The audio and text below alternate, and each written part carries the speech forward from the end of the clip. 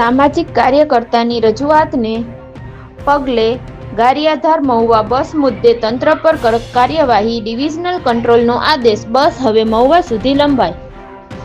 Gariadhar Mahuva route પર ચાલતી રહેલી એસટી બસના બેદરકારીના કારણે છેલ્લા 8 દિવસથી બસને જેસરેથી જ રિટર્ન કરવામાં આવતી હતી, જેના કારણે મુસાફરો ભારે હાલાકી ભોગવી રહ્યા હતા. આ મુદ્દે સામાજિક કાર્યકર અને પત્રકાર રમેશ ઝીંઝુવાડિયાએ ભાવનગર ડિવિઝનલ કંટ્રોલ સાથે ફોન પર સીધી અને કડક રજૂઆત કરતા તંત્ર હરકતમાં આવ્યું. ફોન પરની ચર્ચાને ગંભીરતાથી લેતા ડિવિઝનલ કંટ્રોલરે ગારિયાધાર ડેપો મેનેજરને તત્કાલ અને કડક સૂચનાઓ આપતા સ્પષ્ટ શબ્દોમાં કહ્યું હતું કે મુસાફરોને વારંવાર પડતી મુશ્કેલીઓનો અંત લાવવા બાબતે કડક આદેશ આપવામાં આવ્યો હતો.